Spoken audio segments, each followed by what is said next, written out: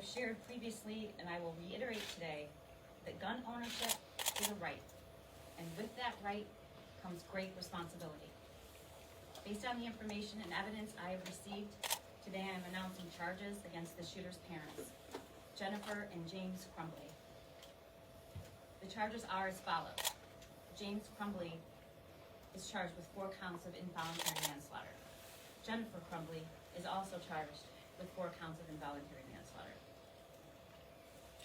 I will now publish the details that led to that decision and have already previously been made public, which allows me to comment on them, and a swear to that has just taken place in the district court by Officer Timmons, Detective Timmons. The investigation into the school shooting incident at Oxford High School, which occurred on November 30th, 2021, has revealed that James Crumbly purchased a Sig Sauer 9mm model SP 2022 from Acme Shooting Goods in Oxford, Michigan on November 26, 2021. A store employee confirms that Ethan Crumbly was present with James at the time of the purchase. Per statute, James Crumbly completed ATF Form 5309A. On or about November 26, 21, Ethan Crumbly's social media posts revealed photos of the semi-automatic handgun, along with the caption, "Just got my new beauty today," including an emoji with hearts. Sig Sauer 9mm. Any questions I will answer, end quote.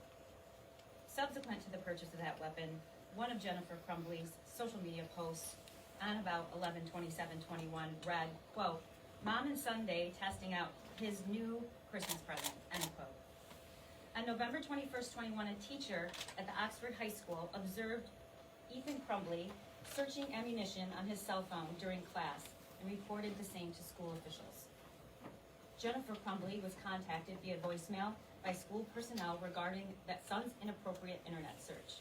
School personnel indicate they followed that voicemail up with an email but received no response from either parent. Thereafter, Jennifer Crumbly exchanged text messages about the incident with her son on that day, stating, quote, "LOL, I'm not mad at you.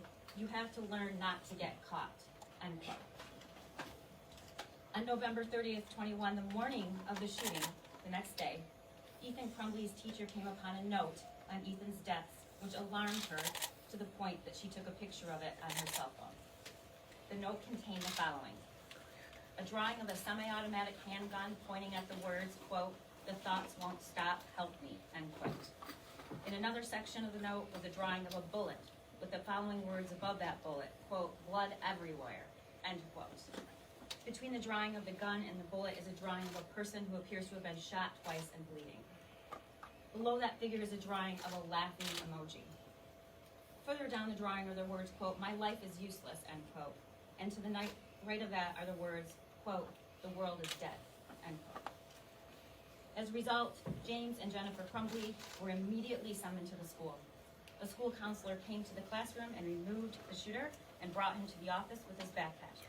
Counselor obtained the drawing, but the shooter had already altered it. The drawings of the gun and the bloody figure were scratched out along with the words, "Help me," and "My life is useless," "The world is dead," and "Blood everywhere." Those were all altered by him. At the meeting, James and Jennifer Crumbly were shown the drawing and were advised that they were required to get their son into counseling within 48 hours. Both James and Jennifer Crumbly failed to ask their son if he had his gun with him or where his gun was located, and failed to inspect his backpack for the presence of the gun, which he had with him. James and Jennifer Crumbly resisted the idea of them leaving the school at that time, of their son leaving the school at that time. Instead, James and Jennifer Crumbly left the high school without their son. He was returned to the classroom. When the news of the active shooter at Oxford High School had been made public, Jennifer Crumbly texted to her son at 1:22 p.m., quote, "Ethan, don't do it," end quote. At 1:37 p.m., James Crumbly called 911, reporting that a gun was missing from his house and his son may be the shooter. Further investigation revealed that the 6-hour 9mm handgun purchased by James Crumbly was stored unlocked in a drawer in James and Jennifer's bedroom. The gun recovered from the shooter at the school after the shooting was the same gun that was purchased by his father, James Crumbly, on November 26, 2021, in the presence of his son. Based upon the foregoing, the Oakland County Prosecutor's Office requested and received, authorized, recharged 4 counts of involuntary manslaughter as to James Crumbly and 4 counts of involuntary manslaughter as to Jennifer Crumbly.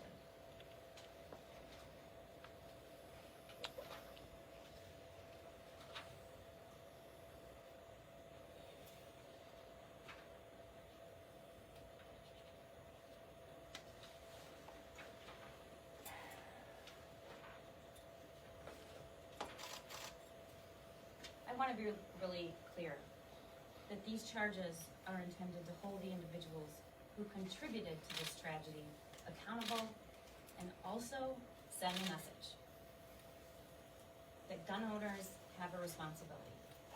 When they fail to uphold that responsibility, there are serious and criminal consequences.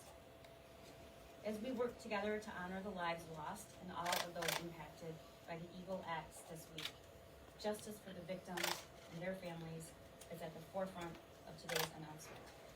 We need to do better in this country. We need to say enough is enough. For our kids, our teachers, parents, for all of us in this community and the communities across this nation.